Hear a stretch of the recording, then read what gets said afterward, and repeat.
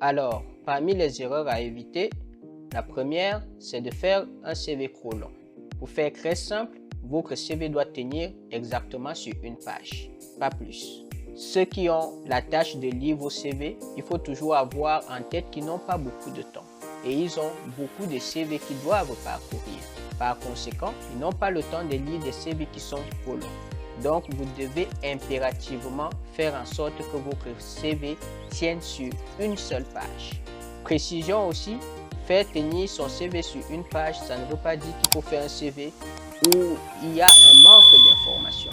Il faut bien sûr donner certains détails sur certaines des expériences que vous avez eu à avoir, notamment peut-être des stages. Si vous avez eu à faire des stages, il faut quand même fournir ce que vous avez eu à développer par exemple. Mais il faut tout faire pour que tout cela tienne sur une page. Et aussi, ça ne veut pas dire que le CV, il doit être surchargé.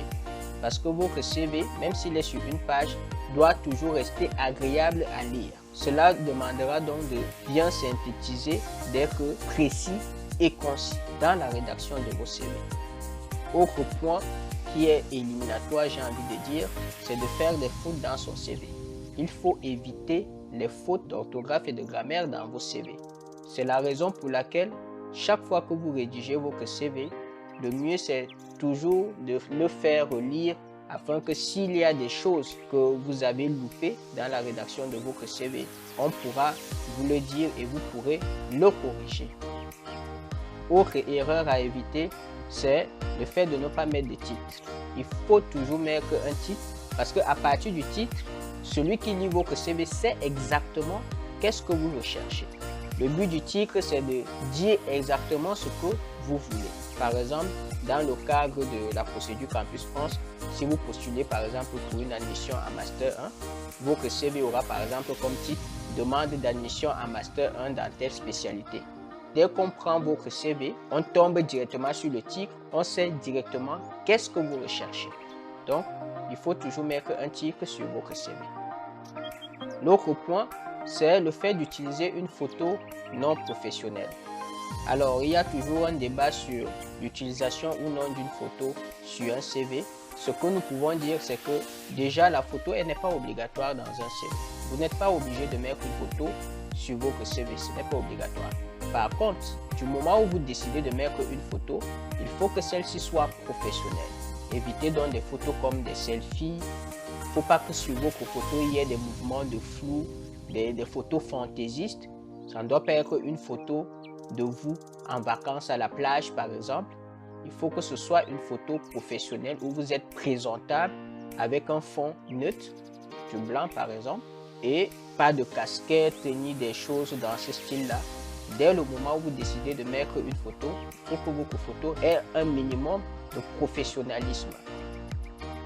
L'autre point, c'est le fait d'utiliser une police d'écriture fantaisiste ou peu lisible. Alors, pour les polices d'écriture, évitez les polices avec des styles qui rendent la lecture de votre CV difficile. Il faut à tout prix faciliter la lecture de votre CV. La meilleure police d'écriture que vous pouvez utiliser, qu'on recommande, c'est d'utiliser la police d'écriture Arial.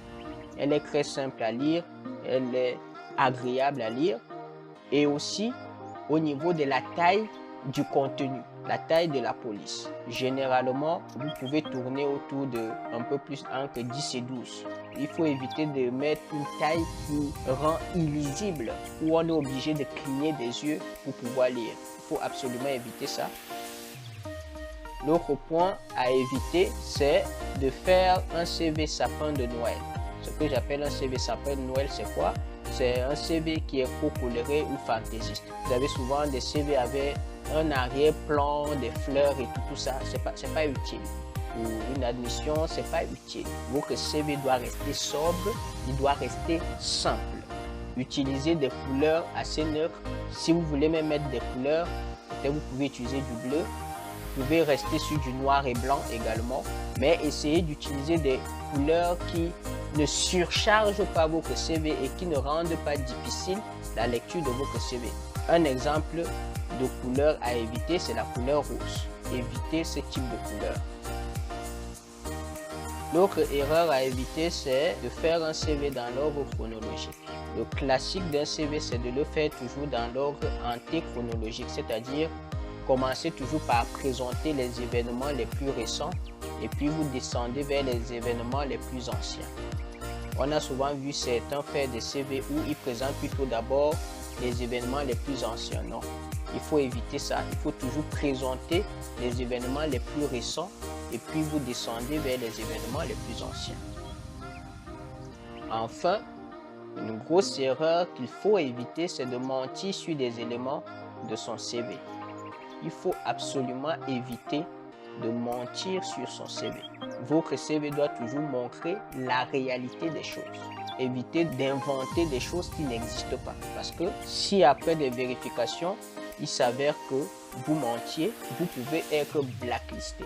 Donc, il faut éviter à tout prix de mentir sur votre CV. Il faut toujours dire la vérité sur votre CV. Donc, voilà les différentes erreurs. Bien sûr, il y en a d'autres. Mais si vous respectez déjà ces différents points-ci, on peut dire que vous avez déjà fait une grosse partie, plus de 90% du travail.